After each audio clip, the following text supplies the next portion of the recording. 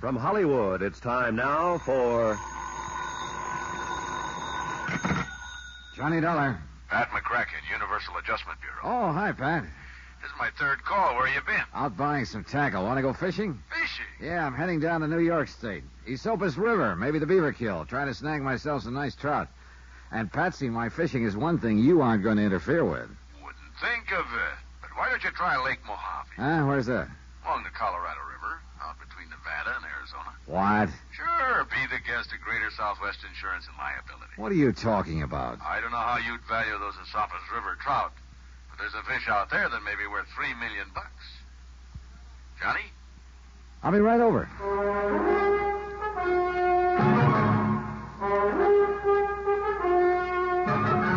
Tonight and every weekday night, Bob Bailey in the transcribed adventures of the man with the action-packed expense account, America's fabulous freelance insurance investigator. Yours truly, Johnny Dollar.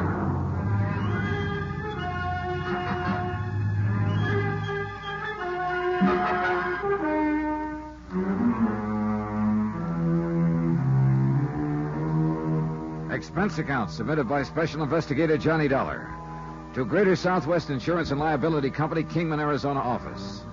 Following is an accounting of expenses incurred during my investigation of the Midas touch matter. Expense account item 1, cab fare from my apartment to the Universal Adjustment Bureau, 8242 North Spring. When I got there, Pat McCracken was standing holding the door of his office open for me. Come on in, Johnny, but don't bother sitting down. Now, what's that supposed to mean? It means you haven't got time. You all packed? Oh, you bet I am. For a trip to the Esopus and some of those pretty rainbows and eastern brook trout. Got a new lure oil called Fast Strike I want to try out. I hear it's great. Sorry, but if there's going to be any actual fishing, it's going to be for Lake Mojave bass. Says you. Here are your plane tickets. Here to New York, nonstop to Los Angeles, and out to Las Vegas. From there, you'll have to go to Kingman, Arizona by car. Slow down, boys. Slow down. The man to see in Kingman is Jake Kessler at Southwest Insurance. Oh, Pat. Yeah? You mind telling me what it's all about? The Midas touch mine. New racket and uranium? I said Midas. Gold mine. Oh, sure. Well, what's the insurance angle? Ask Jake Kessler when you get to Kingman. Oh, but you can at least tell Look, me what... you've only got 20 minutes to catch your plane to New York. You mean if I decide that... And with $1.5 million, maybe $3 million at stake, nobody's going to quibble too much over your expense account. Maybe I should take a crack at those Lake Mojave bass.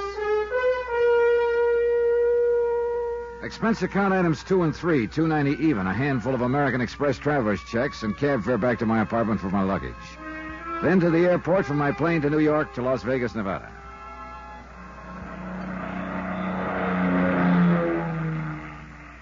It was 11:30 p.m. when the big plane slowly glided down out of the clear starlit sky. And unless you've seen the billions of stars that twinkle brightly through the clear, dry air over the Mojave Desert, you've missed a real thrill. We glided down toward the landing strip on the edge of the town of Las Vegas. From the air, the myriad multicolored lights made the fabulous resort sparkle like a field of jewels. Item 4, 30 cents phone calls to car rental agencies. They were all closed. Item 5, 65 cents per cab to the Flamingo Hotel, where I decided to spend the night and drive on to Kingman in the morning.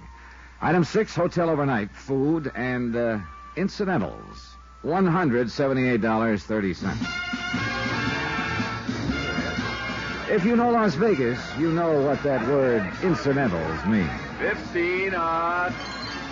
And black. Place your bets, please. No, the dice are passing. All right. There we go. 6 to the point. I'll say this much. I tried to make some expense money on the side, but, well, I guess I shouldn't have tried to cover so many of the gambling joints. If I'd stayed at the Flamingo, where I'd always made me a buck or two at the casino. But this time, Lady Luck just wasn't on my side. Anyway, well...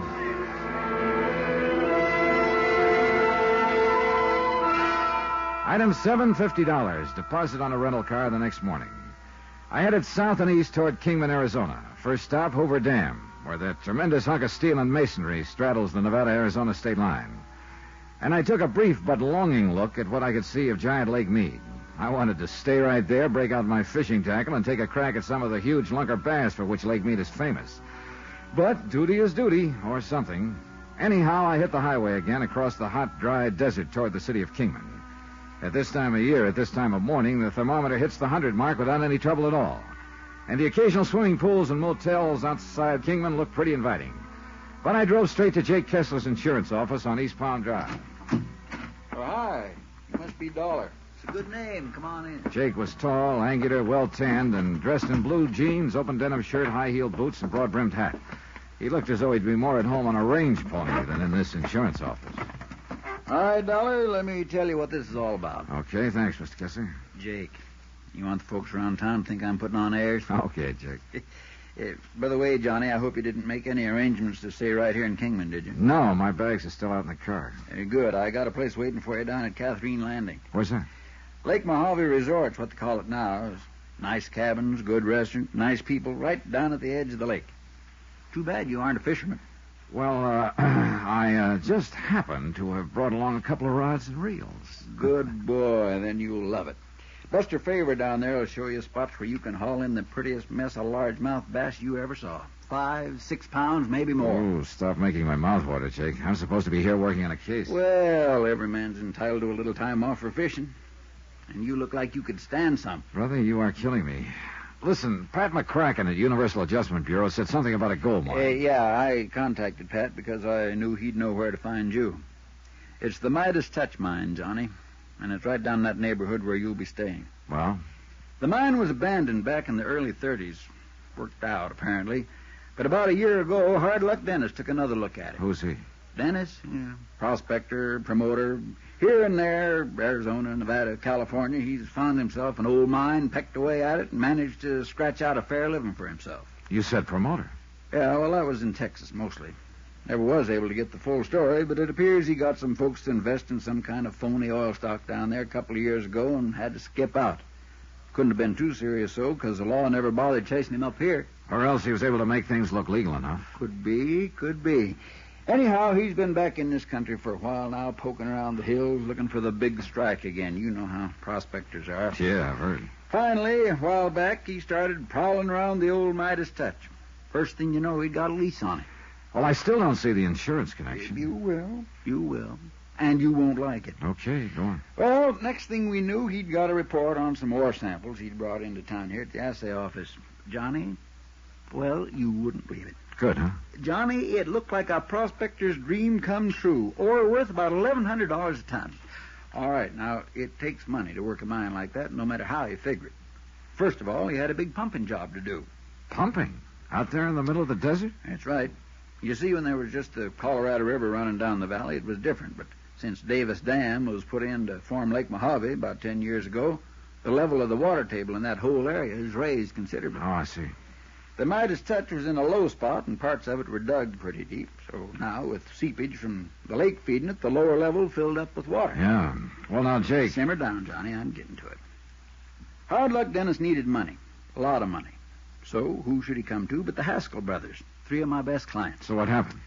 I hate to keep chewing your ear off this way, but I've got to give you some background. Shoot. Ernie, Kevin, and George Haskell are money men from back east. What do you mean, money men? Oh, brokers. You know, stock market. Oh. They made themselves a big pile of dough, got the usual ulcers doing it, and then decided to give up and get as far away from New York as possible. I don't blame them. But about But this... when they got out here, instead of just retiring and taking it easy, you know, much as you might like it at first, you can get pretty bored just riding around on horseback and hunting and fishing all the time. Get tired of fishing? Huh? Nothing. Go on. Yeah, well, after a few months, they decided they'd have to have something to do with themselves, or at least something to occupy their minds, so they bought up the old Too Lazy 2 ranch. Cattle? 80,000 acres north of Easton here. Not very good grazing land, but enough to keep 200-300 head of beef alive, and with Alex Bundy as their foreman, they did all right. Well, now let's get down to... Gentlemen ranchers, they called themselves, and that's just about what it amounted to. They built a nice house on the property, settled in it, and... well, not much work, but just enough worry and responsibility so that time didn't hang too heavy on their hands. Now, all their insurance is with my company. The Straight Life, that is. $500,000 apiece. And you're afraid something's yes, going to... sir, $500,000 each and double indemnity. Wow. $1 million apiece in case of death by accident. Right. Accident.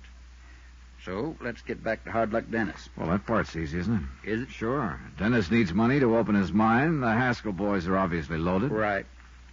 First off, even before he got his lease, he tried to sweet-talk him into putting up some money, but after years of fooling around with those bulls and bears in Wall Street, they were too smart for that. So we took him down in the mine, let him chip off some samples of ore, and had him take it themselves down to the assay office. And was that the ore that you said tested so high? Yes, sir. And from the minute they saw the report on it, you couldn't have held him back with a 20-mule team. How much did they go in for? $20,000 apiece, cash, on the strength of a handwritten agreement with Hard Luck Dennis that they'd get 30% of whatever came out of the mine. Okay, Jake, now let's get down to business. Are you afraid that something connected with this Midas touch mine and Hard Luck Dennis has put the Haskell brothers in jeopardy? I'm afraid it's got beyond that, Johnny. Huh? 3 days ago, Hard Luck took the Haskells over to the mine again for another look. Yeah? Cave in. They finished digging their bodies out yesterday morning. All three of them. Hard Luck Dennis? He wasn't caught in that cave in. Where is he? Who knows? Then for you, it's a question of a $3 million payoff on the policies or $1.5 million. Yep, Johnny. A question of accident or murder. Then for me, it's a matter of finding a killer. Yeah. Named Hard Luck Dennis. And when you do, look out for him. Yeah. Tell me, Jake, does anybody know I've come here to look into this? Oh, the whole town, I'm afraid. Maybe I should have kept it quiet. Well, sometimes it is better if... Where are the policies? Here, I'll get them for you. They're right in this little side office. Who are the beneficiaries? There's only one. The girl that is, or that was, married to Kevin Haskell. The other two are bachelors. She lives at the ranch. She filed a claim yet? No. Has, Well, can you make the coroner's reports available to me? Anytime you want. As soon as we get through here. I'll take it for you. Johnny Dollar. I mean, this is the office of... You're the one I want to talk to. Huh? I want to talk to you. Want you to meet me alone. Oh? Who are you? Tell you where and when in a second. And don't come carrying a gun. Because, mister, I can outdraw you 2 to 1. Who is this? They call me Hard Luck Dennis.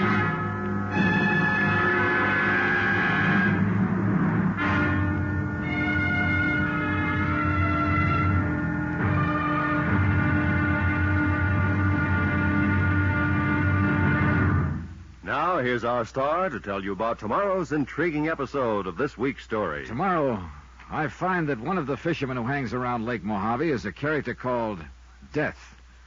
Join us, won't you? Yours truly, Johnny Dollar.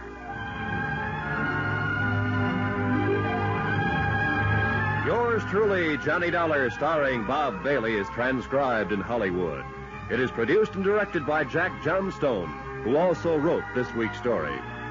Be sure to join us tomorrow night, same time and station, for the next exciting episode of Yours truly, Johnny Dollar. Roy Rowan speaking.